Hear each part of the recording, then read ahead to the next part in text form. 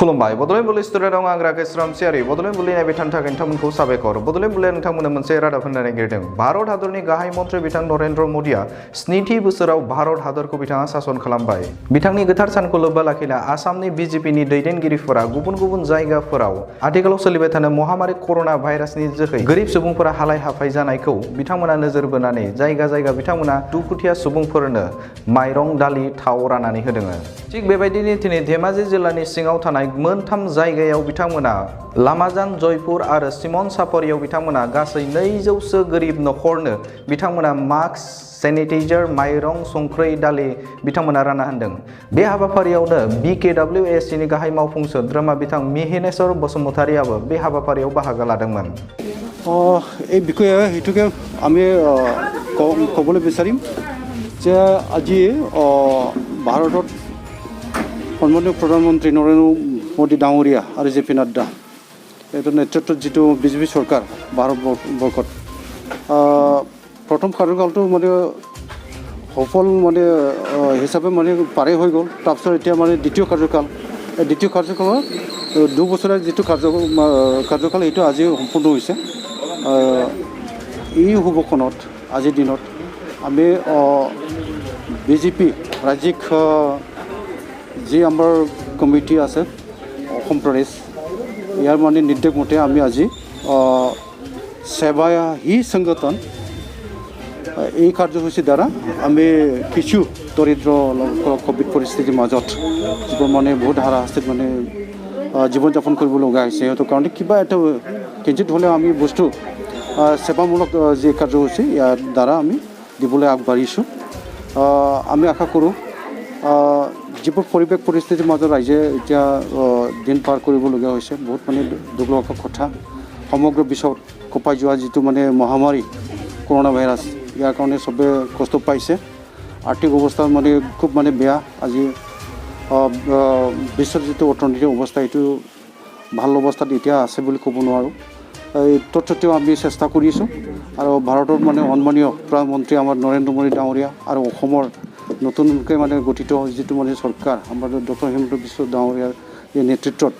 আমি আশা কৰোঁ মানে কিবা এটা মানে এই বিপদৰ সময়তো আমি ৰাস্তা উলিয়াব পাৰিব আৰু ভাল এটা মানে আমি বেছি দিন নিশ্চয় ৰখিবলগীয়া নহ'ব আমি ভাল দিন হিচাপে মানে পাবলৈ মানে সক্ষম হ'ব এটা আমি কামনা কৰিছোঁ হৈছে আমাৰ নৰেন্দ্ৰ মোদী ডাঙৰীয়াৰ দ্বিতীয় কাৰ্যসূচীৰ 2টা বৰ্ষ সফলতাৰে সম্পন্ন হোৱা দিন এই পবিত্ৰ দিনটোত আমি অসম ৰাজ্যিক বিজেপিৰ নিৰ্দেশ মৰ্মে পশ্চিম জোনাই ভাৰতীয় জনতা পাৰ্টি সেৱাই সংগঠন এই সেৱাই সংগঠনে আজি আমি বিশেষকৈ এই কোভিড পৰিস্থিতিৰ দিনত আমাৰ সৌভাগ্যৰো দিন ৰাজ্যিক বিজেপিৰ উপসভাপতি মিহিনেশ্বৰ বসুমতাৰী ডাঙৰ উপস্থিত আছে আমি এই পবিত্ৰ দিনটোত ৰাইজৰ মাজত সজাগতা সৃষ্টি কৰিছোঁ কোভিড পৰিস্থিতিৰ পৰা আমি কেনেকৈ বাচি থাকিব পাৰিম সেই কথাবোৰ আমি ৰাইজক সজাগ সৃষ্টি কৰিছোঁ আৰু আজিৰ এই দিনটোত প্ৰায় আমি দুখ দৰিদ্ৰ পৰিয়ালক কিছু খাদ্য যোগান আমি দিছোঁ মাস্ক বিতৰণ কৰিছোঁ চেনিটাইজাৰ বিতৰণ কৰিছোঁ আৰু এনেদৰে ৰাইজক আমি সামাজিক দূৰত্ব বজাই ৰাখি এই কাৰ্যসূচীসমূহ সফল ৰূপায়ণৰ অৰ্থে আমি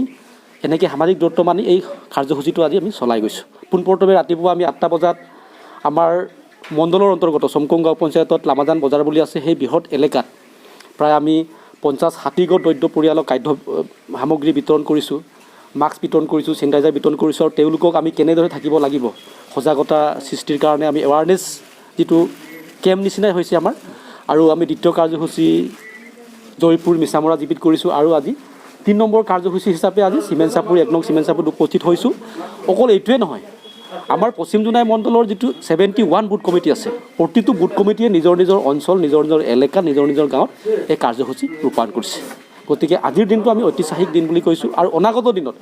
আমি আশা ৰাখিছোঁ নৰেন্দ্ৰ মোদী ডাঙৰীয়াৰ নেতৃত্বত সবল নেতৃত্বত তেখেতৰ আশীৰ্বাদত আৰু আমাৰ নৱগঠিত অসম চৰকাৰ বিজেপি নেতৃত্বাধীন মুখ্যমন্ত্ৰীৰ লিডাৰশ্বিপত তেখেতৰ নেতৃত্বত অসম আগুৱাই যাব ভাৰত আগুৱাই যাব আৰু এই গোটেই কামখিনি আগবঢ়াই নিবৰ কাৰণে আমাক ধুনীয়াকৈ গাইড কৰিছে আমাৰ মিহিনেশ্বৰ বসুমতাৰী ডাঙৰীয়া উপস্থিত আছে আৰু তেখেতৰ আশীৰ্বাদতে তেখেতৰ নিৰ্দেশতে এইখিনি কৰিবৰ কাৰণে আমি আজি সক্ষম হৈছোঁ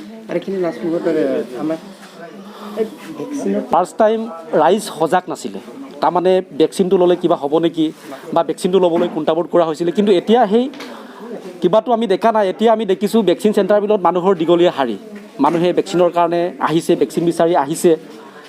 ক'ৰবাত আমি এতিয়া শুনিবলৈ পাইছোঁ ভেকচিনহে মানে পৰ্যাপ্ত পৰিমাণে দিব পৰা তথাপিতো ডিপাৰ্টমেণ্টৰ ফালৰ পৰা দিছে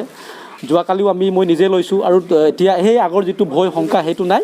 ভেকচিনটো গভমেণ্টে পৰ্যায়ক্ৰমে এভেইলেবল কৰি আছে কৰিব আৰু ৰাইজক এটাই আহ্বান জনাইছোঁ ভেকচিন ল'বৰ কাৰণে কুণ্ঠাবোধ কৰিব নালাগে এতিয়ালৈকে ক'ভিডৰ কাৰণে কোনো মেডিচিন নাই এটাই উপায় হৈছে কি আমি সেই ক'ভিডৰ পৰা হাত সাৰি থাকিবৰ কাৰণে ভেকচিনটো লোৱাটো অতি জৰুৰী আৰু